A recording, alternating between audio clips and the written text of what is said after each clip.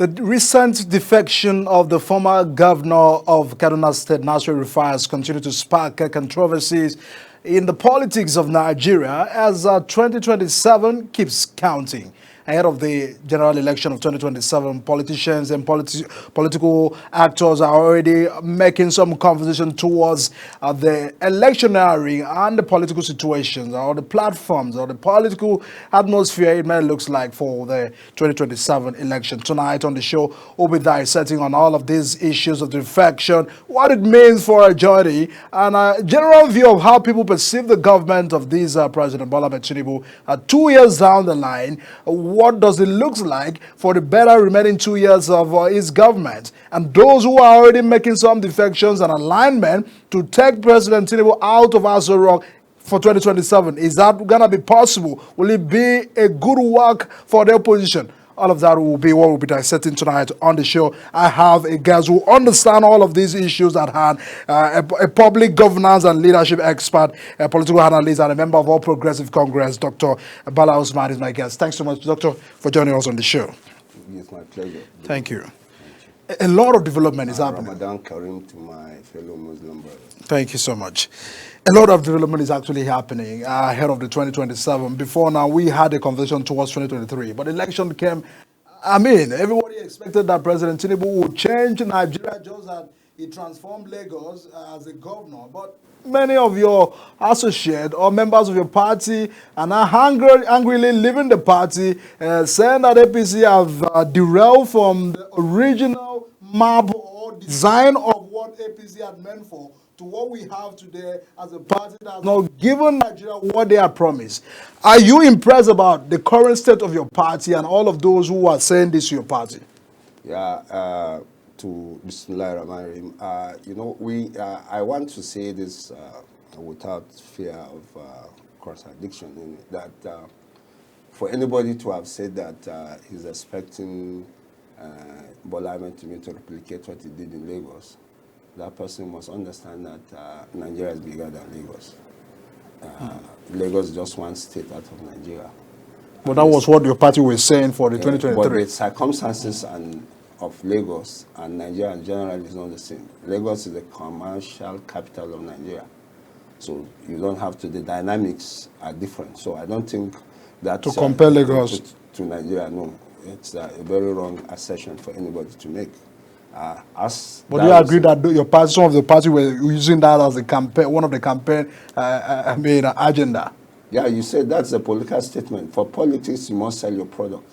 We have a product in the person of Bola Ahmed Tinubu. We had to sell him. So that's why we use all sorts of languages to sell him. And we're glad Nigerians bought it and bought that idea. But that is not to say that he has performed very well. He's done remarkably very wrong in some aspects.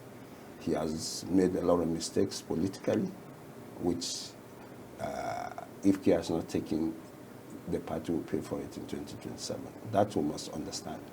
And that we must accept. And that is the reality that we are in today. The party is in a very bad shape, especially in the northern part of Nigeria, where I come from. I'm from the northwest, where he got majority of his votes. He's not done very good placements politically. That's the reality. And he must be able to take responsibility for some of these mistakes, do the right things, put his focus together, and, do whatever he can do to make sure the party is grounded in that zone ahead of the general election of 2027. All right. I mean, those are probably may say, because President Tinubu says he inherited a bad economy, that former President Buhari had destroyed literally everything, that he was just trying to amend ways and to get Nigeria towards a better direction. Now, those who supported this president who came on power are now having different views about all of what he has been doing, including Nasir Rufai, who have just defected from APC to SDP. Do you feel that that defection is a signal that things are not well, or does it mean that because APC have said we can do without you, Nasir Rufai, even the APC in this Kaduna State have also said we can do without you as well. That, I mean, means that with or without people like that, the party seems to say we are still stronger, we are on the right path, we'll get re-elected again in 2027. Okay, let me take it this way. Let me start from the issue, the first statement you made about the state of the economy when President Bola Ahmed Tinubu took over. That's the reality. Buhari messed the economy in the last 8 years of his government. You're not happy about that government? No. That was the worst government after independence. You supported that government before? I supported it, but I was highly disappointed. I was one of his foot soldiers. I gave greater part of my youthful age to that struggle. You understand? From when? From 2015? From 2022 when he came into politics. You understand? I was with him up to the day he won the election. In fact, I was in the convoy that took him into the villas. So I watched things as they unfolded for the last 8 years. That was people say he was no longer in charge. It was an accident of politics for us, some of us who supported him. You understand? That's very bad government. He was a disappointment. So all ramifications, leaving, ways and means of over 30 trillion, no projects to back them. You understand? It's very disappointing. So I agree with Bola Tinubu to have said that the economy is in a bad shape. That's the reality. Is it that the man that you supported was different from the government that was being run? Because if you had believed that he has what it takes, you supported him based on what do you feel that he has what it takes. But do you feel that some people said it looks that wasn't the man that was doing the job at the Aso Rock within those times? Is that your belief? No, I think not belief. The reality was that he made fair weather friends immediately he got into power. He began to have friends like Godwin Emefiele, became his best friends and his associates, both politically and financially, in running the government. You understand? These are people who have performed poorly, very badly as civilian governor. He had the record, he had everything sent to him by the security agencies of the state of the CBN at the time he took over, but he retained it. People like that, and a lot of them, and the government is a disappointment. If we continue to talk about events that unfolded that we saw to our greatest disappointment, I don't think this a day will be enough for us to unveil all of this. But I said he was a disappointment, and I said it's all sense of So you agree with this? We agree with those who supporting this government that the economy was destroyed? He was the biggest disappointment. I think he's the worst government Nigeria ever had since independence. There's no government like him. So Jonathan would have done better if he had continued? No, Jonathan actually did better. You understand? How much was the cost of $1 to Naira when Jonathan left? When Buhari left, a few months after he left, it was almost $1,800 to $1. The economy is down. There were no infrastructures to share. Abuja-Kano road was done by President Ibrahim Badamasi Babangida. But from the scratch, he dualized that road. Buhari was just to rehabilitate the road. He spent 8 years rehabilitating the road with no result. But Babangida finished that road in the record time of 3 years. So, when you put him pair to his contemporaries in terms of performance, he performed woefully. There are no projects to back up his 8 years. There's nothing to show for it. So it was a political mistake for 8 years? Yeah. The NICEL fund he created was used to patronize his family, his cronies, you understand, his associates. You understand? The money that was supposed to develop the agriculture in the country was misused. People were taking loans to buy houses in Dubai and London and all over. You understand? Including himself. How can you begin to own a house in London when you're almost 80 years? What do you need it for? You understand? And your employee, Emefiele is the one buying houses for you in London. What kind of human being are you? So it was a total wastage of 8 years of this country? No, it was the worst. It was the worst this country has. So we are even, encouraging Bola Ahmed Tinubu to focus on the economy to see what he can do. Even though he himself, I don't see him doing very well because he's not been able to get his acts together. That's the reality we are. And So if people like Nasir Rufai said, I mean, that what we are having is a total, distance from what we had believed in. Some person said it's because he's angry due to his ministerial appointment. Do you feel that some persons are angry based on the fact that they feel everyone should be appointed into office, or is it ideals that makes them to criticize what they are? No, I want to say this with all sense of seriousness. You see, Nasir Rufai was one of those people in reality that supported Bola Ahmed Tinubu to power. He was the governor of Kaduna State at then. He was one of the people who came out boldly to say that power should shift to the southern part of the country. You understand? And he worked, seriously, you understand, with other governors, not him alone, to support Bola Ahmed Tinubu. But there are a lot of views. Afterwards, he was nominated as a minister. He went to the Senate.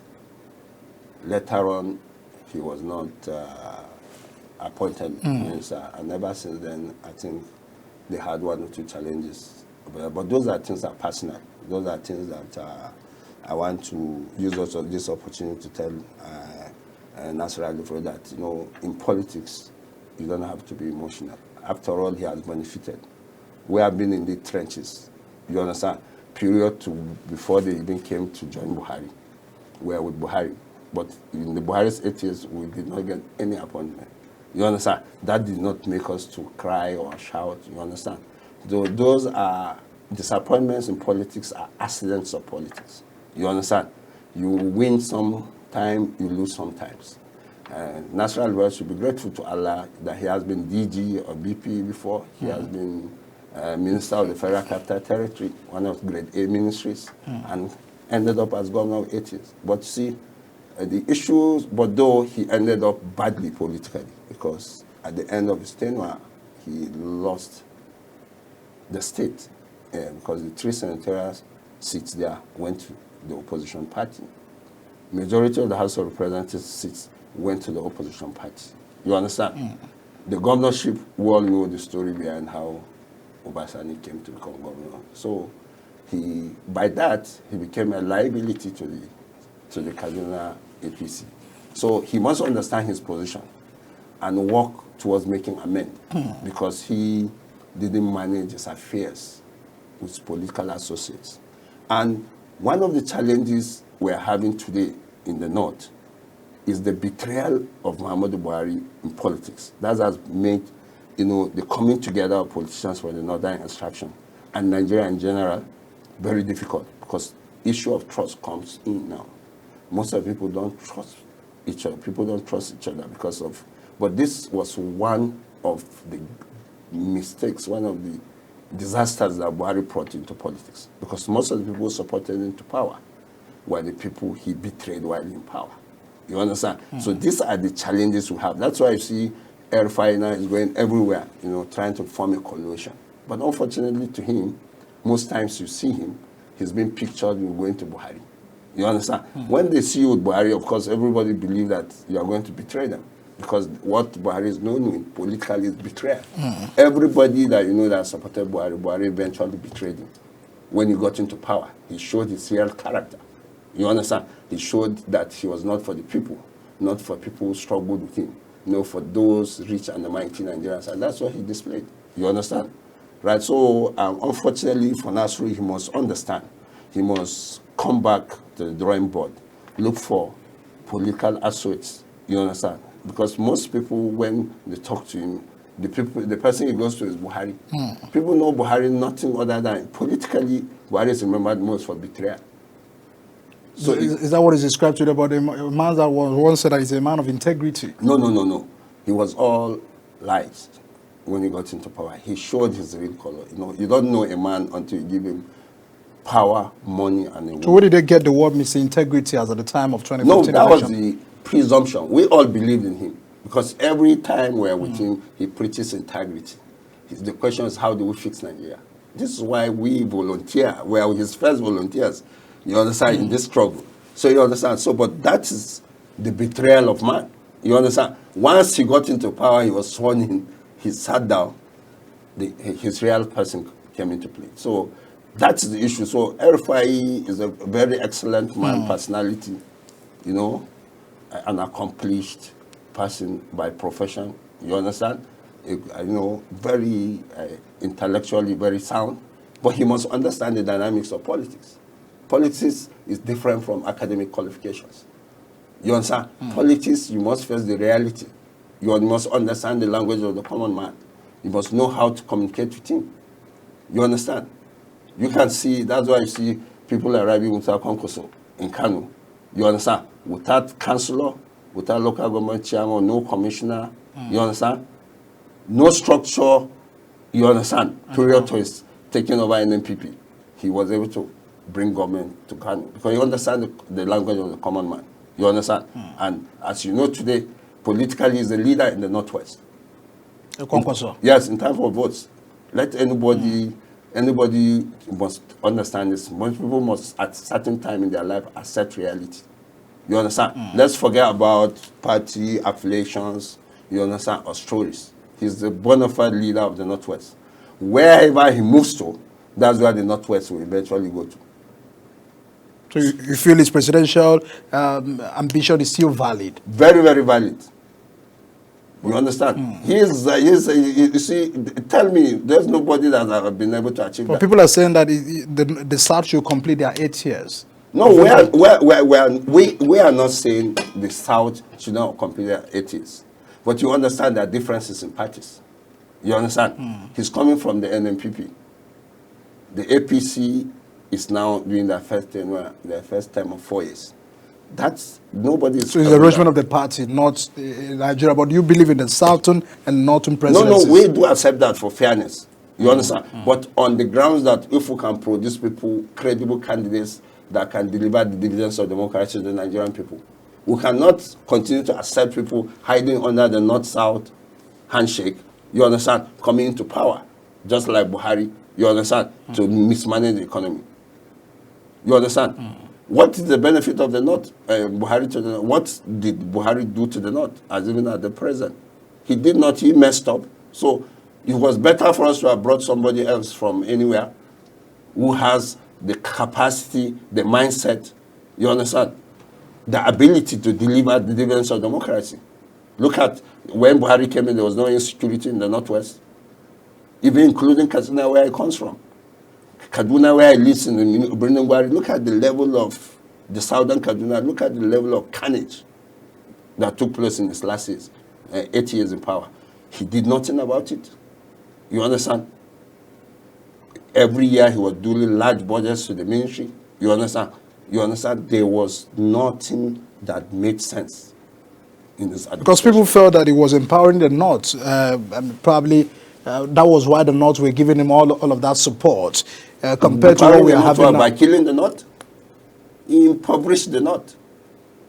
Northerners can no longer go to the farm. So the Northerners are not better off 8 years, under the 8 years of Buhari compared to the 8 years of probably the past government. No, it was even better. At least Jonathan was able to contain the Boko Haram in the Northwest.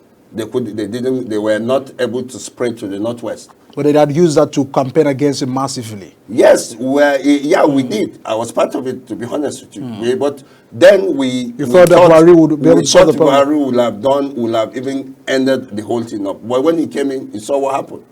You understand? He abandoned the real focus of the reasons why he was voted into power, was to come and fight insecurity. We believe as a former general in the army, he understands what an operational order is. So he can understand it, transmit it, digest it, and then help us to solve the problem.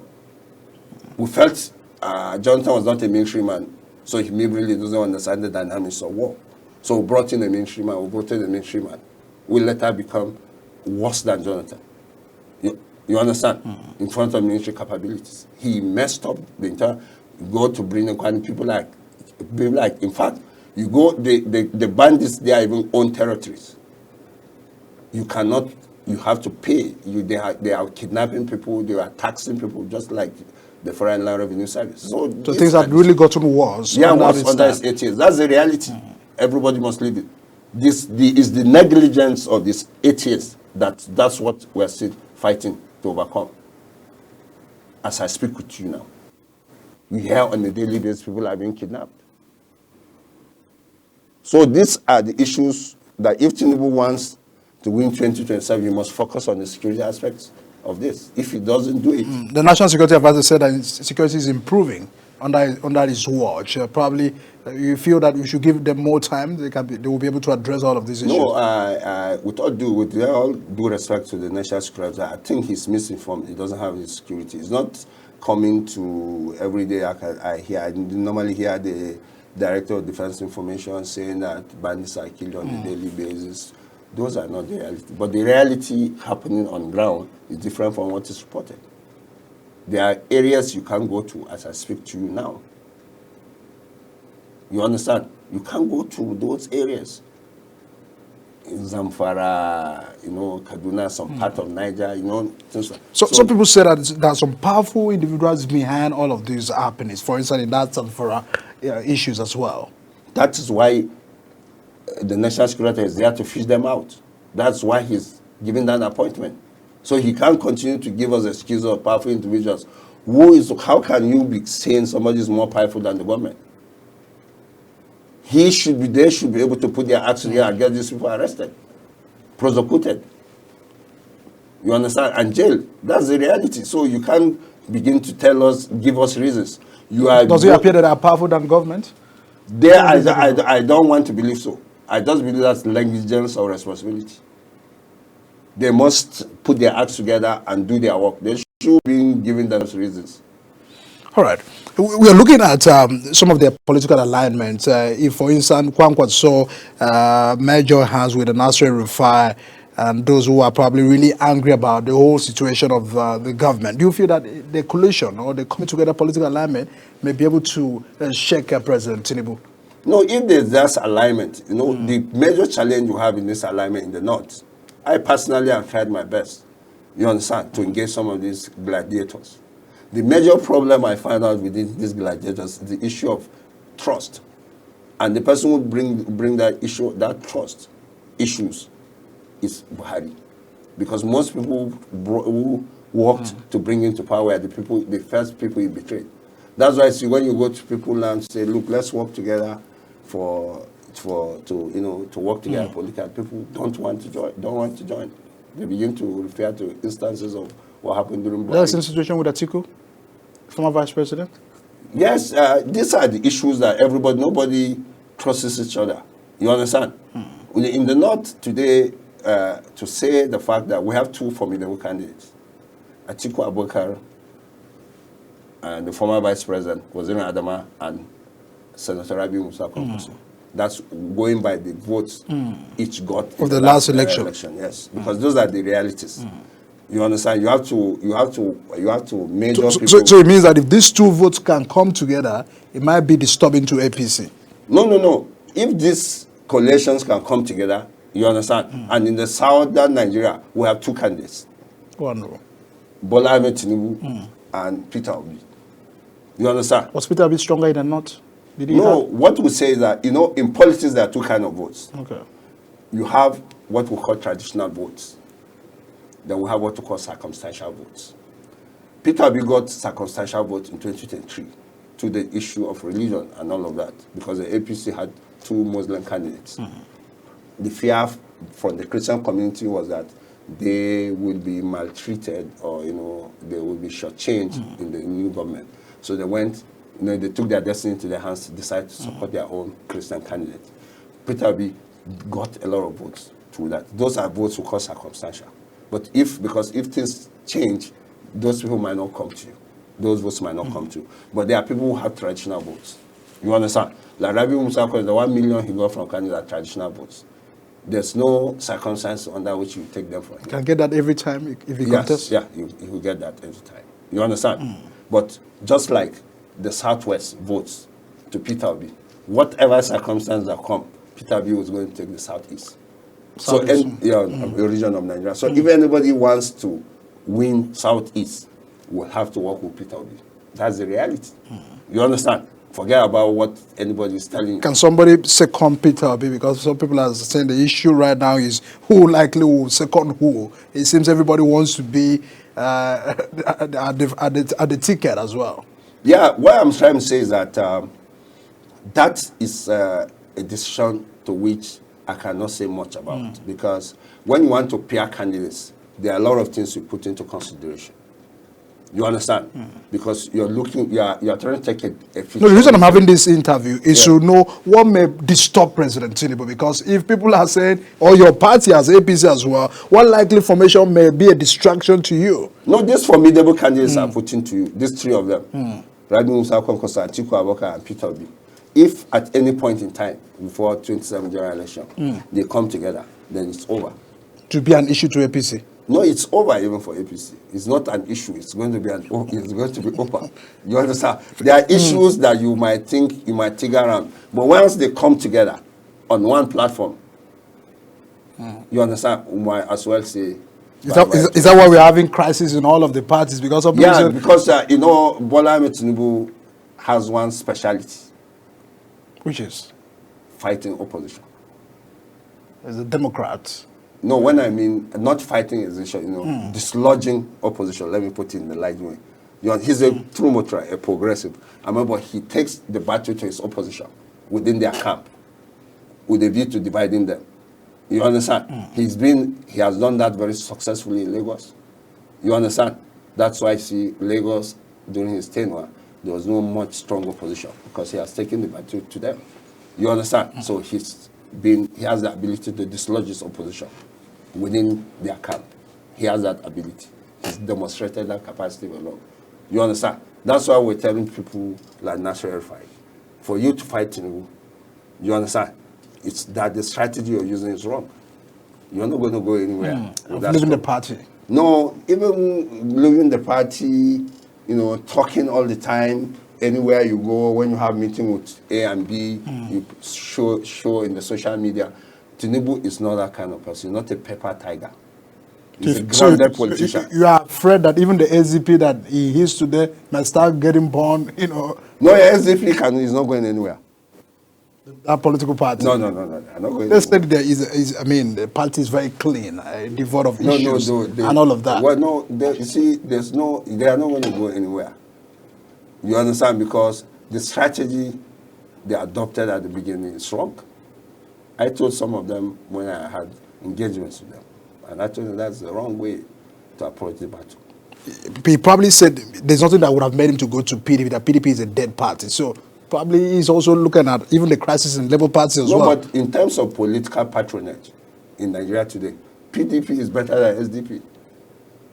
But the crisis probably was looking at the crisis that they have, and also for the fact that he has once said that he will not have anything to do with PDP again at the time he had joined APC. Politicians are fond of saying they will not do this and they let her do it. It's a strategy. So it's a normal thing. Yeah, for a politician to say, no, I will not do this and let her do it. It's a strategy. Because you're making your opponents to, you know, close that aspect of you going that way, and you let her go that way. It's a decisive statement. So, circumstances, if he really wants to unseat Tinubu, he has to, circumstances to determine where he goes to. Not his SDP cannot go anywhere from the look at things? You see, it's not easy. You see, we've done this before. We've done this in CPC. You understand? We brought the Democratic Party, you know, funded it with little resources, did all what we ended up with one governor at the end of the presidential election. Because you need gladiators in the 30 states of the Federation who control votes, who control government, to make your government reality, to make your, even when you win the elections, to stamp their feet to make sure the results are announced. So it's not just, you know, going on, you know, in the social media, shouting, you are going to sit Tinubu. But what are you doing on ground to sit Tinubu? You must be able to do something on ground to convince people, serious politicians, you understand, to come into that fold. You must show certain level of capacity. You understand? So the way and manner, you understand, they are going is very wrong. But we'll wait for them until after their next convention. That's when we'll be able to evaluate the party, you understand, clearly, and see what stuff it's made of. What has the party been able to attract from outside? You understand? You understand? But its present form and composition now. So- you understand? With 2 senators from North Central State. You understand? And House of Reps for North Central. You understand? They can't do nothing to Tinubu because the strength of the party in terms of voting strength, offices, is in the North Central. Tinubu, as I speak to you now, controls the North Central. But he fell in Abuja the last election. No, Abuja is just one voting block among North Central. You understand? You know, we're evaluating as we And go. also Benue. He had lost at Benue also the last election. No, who? President Tinubu. No, he won Benue. We'd imagine. He won Benue. He produced governor in Benue. You understand? Yeah? Even when the governor then was supporting Peter Obi. Yes, but the issue is that Autumn that's what we're talking. Autumn was busy shouting all over the place, but he had nothing on ground. You understand? And when the election came, it showed. He lost out completely. The governorship, the senatorial, that's how you weigh the capacity of a candidate. It's not by how many posts he has on social media. You understand? That's not the point. So if all of this candidate goes independently to the election in 2027, it means that President Tinubu might also have a winning again. Is that what? No, he's already back in the office. If Kwankwaso contests in NNPP alone, Peter Obi probably still stays in the Labour Party. If verified, we don't know if he's getting the presidential ticket from SDP. No, also say contest. Atiku, not Peter Obi. El-Rufai, as presently constituted, has no votes. Verify No, in, has no votes. in SDP. He has no votes. When I mean he has no votes, we are not talking of card-carrying members of SDP. We are talking of registered members in INEC, by INEC, the voters, as registered by in INEC. Those From are the Kaduna, people from Kaduna State. Yeah, I say he's not going to go anywhere. He has no votes as I speak with you. So He must go back to the drawing board and align with one of these candidates I've mentioned. So his presidential ambition is invalid as at the time like this. How is he going to? No, he has no. I don't. Has he ever said he's going to contest? Because people feel he's No, actually I know, doing that. I know he has. Even Bwala I said know- it's I know probably he because has- of his I know ambition. He as a Nigerian and a former governor, all former governors have presidential ambition because they are used to power, siren, and all of those things. So he might want that. But I'm telling you, as a reality, it's my senior brother. He's a man I respect very well. You understand? But you know, certain points in life, you have to face reality and tell somebody the truth if you really want the person to make progress. You understand? I am using this fora to say it that right now he has to go back to the drawing board. He has to do a lot of work on the ground, which he has not done. So even if I was him, I would have asked him to postpone his going to SDP, to do a lot of work. How many gladiators from Kaduna have joined him since he came? You understand? How many? Even the governor, he said, even the governor he imposed is also fighting him as well. The governor of Sani. Yeah, because he was the person who encouraged that. People who brought him to power, like Hunkwi, Shehu Sani, he fought them, betrayed them, made sure they never came back to office. You understand? Shehu Sani is still hungry because of that action. Yeah, of course. He has to be. So these are the same thing happening to him. Because Ubasani sees him as more a liability to him politically. And that's why he left him. Now all those people are back to APC as I speak. Will it not be the same issue like Rivers State, like Wike and Afubara, Sani and Rufai? No. I think Ubasani is better prepared.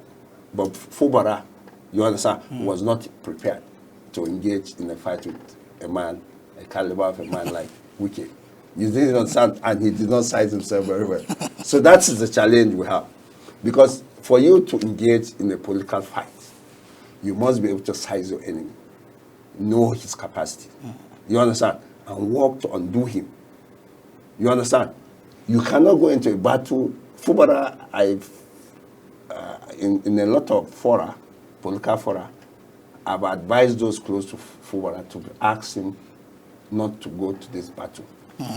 You cannot go into a battle. But he said he was not asking of anything. I mean, he hasn't committed any offense other than he's just being maltreated. He has committed an offense. What offense? If betrayal in police is a big offense, it's one of the biggest offenses he said you will ever commit. You see, when a man against all odds, you know, I know Wike, I'm not a fan of Wike, I want to say this, but you see, you must give a man, you must say the truth when the time is right. When I know for sure the level of fight that Wike went into with a lot of gladiators, politically, just to make Fubara the governor, I thought Fubara would have looked at these circumstances to which he came into governance in Rivers, in the circumstances to which he became governor in Rivers State, and then watch the level, the way he should engage the battle. You understand? Wike is a man who fights when there's no need to fight. So if you are engaging into a battle, you must be well prepared. You have your majority of state assembly members not with you as a sitting governor, and you want to go into battle. Lawyers continue to convince you to get all sorts of orders. How can you run a state with 3 or 4 assembly members? Because people say they have defected. They are not in the register of the APC. They deceived you, made you, played you a card, and you fell into it. How do you? These are not things you say. How do you prove it in the law court? They are members of APC, for instance. They are not card-carrying members of APC. They are not in the register of APC. So how are you going to prove that in court? The same people came and said they are not. You understand? So what I'm saying is that Fubara, Obasani has been doing. That's how you work.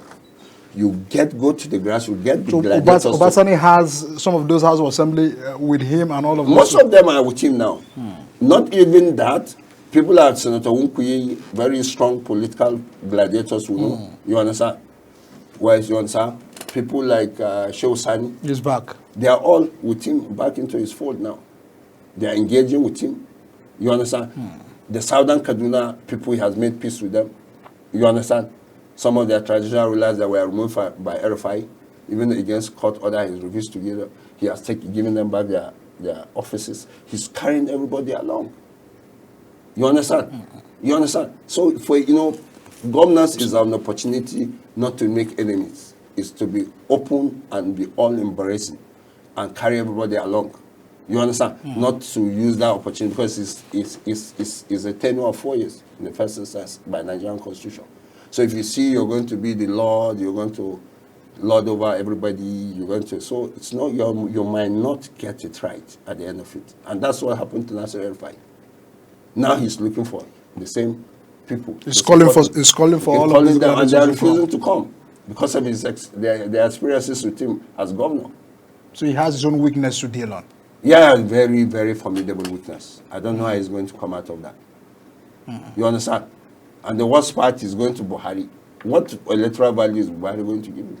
Former president. Former president who had every opportunity to write his name in gold. He decided to write it in mud. I mean, during that 2023 primaries, presidential primaries, when people were, other candidates also were there, like Amechi of Rivers State, including all those who contested for that election. What was the body language of in those who were standing with Buhari? Some said it seems Buhari didn't want Bola Ahmed Tinubu to be a president. And Bola Ahmed Tinubu said, Emilio Khan, meaning it's my turn. This is what I said from the I said Buhari is known because people waited for him for his entire 8 years to evaluate him. You understand? Of course he didn't want Bola Ahmed Tinubu. But was there agreement that if he completed his tenure, he probably may allow Bola Ahmed Tinubu to run as a president? Because President Tinubu was saying it's my turn. No, at the beginning of the process, any politician who comes to you to work with you has his own interests. he has what he wants to achieve by that coalition. We don't forget that we've contested the election 3 times before the Southwest came to join us. These people came with their governors, came with their resources, because they had resources, tremendous amount of resources at their disposal to spend for election. And when we went to the primaries in Lagos, I was there. If not for the Southwest, Tinubu and his co-travelers, Amechi too, and some of them who supported, because I was in Rivers as a member of the Senate, National Assembly primary election for the APC when we had what was happening. So I had to all leave. After I had the primaries, I went back to Lagos. So Buhari had arrived, and we started to brainstorm on how to go about it. People like Ahmed Tinubu came with full force, with the resources at that was all the people that gave us support. And we won the primaries. And we ceded the vice president to them, because the vice president was supposed to be ceded either to the Southwest or to the South-South. Amici wanted, Tinubu wanted. Later it was agreed by Bola, other candidates who looked at the situation, so we need because Jonathan is a Christian, so we need, Buhari is a Muslim, so we needed a Christian vice president, so that the Christian people will feel a sense of belonging, have a sense of being part of the whole thing. And that was how Osinbajo was brought out from by Tinubu. By the Tinubu camp. And even though at that, Buhari never wanted Osinbajo. Buhari actually wanted Momora. You understand? That was the person Buhari had in mind. But somehow I think it leaked, and they insisted they are going to give their candidate, a preferred candidate, which was Osinbajo, a first-class lawyer, a professor of law, a pastor of the Redeemed Christian Faith. It was a good brand. It was a good brand. You understand? The church had a lot of opposition. So that was how Osinbajo came into the picture. And that movement, you understand, that was what unseated President Jonathan. But you can see, immediately that was settled. If Buhari had supported Tinubu, it would have been clear. You understand? Tinubu, Buhari will have mobbed resources. You understand? To support him as a president, because he knows how to get resources to support a candidate of his choice. But unfortunately, he started by bringing Abdullahi Adamu. When we gave an option of him bringing a better candidate, a young man of Salim Mustafa, who is now a senator. I was president, I was the DG of the campaign. We said, let's bring the youthful brand of the party into the picture. Let's give the national chairman to a young man. The party, Buhari, refused. You understand? And the reason they were giving is that he was bringing him because he wanted to stop certain candidates for Imagine. You understand? But we know, of course, Abdullahi Adamu doesn't have what it takes to stop any candidate of Tinubu's caliber. You understand? And went into the field. You understand? Not knowing that he was Buhari himself that was just deceiving himself. You understand? Abdullahi Adamu was closer to Tinubu than any of the people contending for the national chairmanship. He didn't know. You understand? So that was why when it happened, when Buhari called him to say he had supported Ahmed Lawan, who was the Senate president then, as a candidate. And when Abdullahi went to the working committee, he announced this was supposed to be a secret between the national chairman and the president. So look, go and deliver Ahmed Lawan. It's not for the public consumption, but he did that. So to say that is that he never supported Tinubu. You understand? And he never came to deny that he did not support Ahmed Lawan for the presidency. Have you ever heard Buhari say no, he didn't support? You understand? Because he actually did support another candidate. At the same, that's why we refuse. We say we will not betray the Southwest for having supported our candidate, even though our candidate did not behave, did not perform. That was not a reason. Agreement is an agreement, and we stood by that agreement. And that's where we are today. We have fulfilled our own side of the bargain on both sides. So do you feel that coalition, the coming together of all of these political parties, before we wrap up, has really meant well for Nigeria? Some said it was just an emergency coalition, or was just a group of people coming together to grab power, to run with it, and not really for the interest of Nigerians. And who we must have better political situations that we have. What kind of conversation should we start having towards 2027? No, the issues are very clear. We, these are things like I told you. I said here before that you will not know a man until you give him power. But the substantial, the APC had a manifesto, a robust manifesto. You understand? To be able to serve Nigerians. But the point is, most times when politicians get into power, for some vested interest, they divert from the main manifestos, which they sold to the people. And that's what happened in the Buhari era. You understand? And that's what is still happening in the Tinubu era. You understand? That we must be able to, right now, go back to the drawing boards, look for credible people. You understand? We'll be ready to serve Nigerians. All right. Briefly speak on the economy. Removal of subsidy and all of those reforms, is it really are we on the right path? Because this government said these are the things and the necessary steps we needed to take to get our country on the right path. Before we wrap up, please. Yes, the reasons for the removal of fraud is very not far-fetched. Was because of the level of diversification. There was a destruction of the Nigerian economy by the Buhari administration. That was what led to the removal of the subsidy. And when Tinubu came in, already the budget was not funded. There was no, the subsidy was removed going forward in the budget.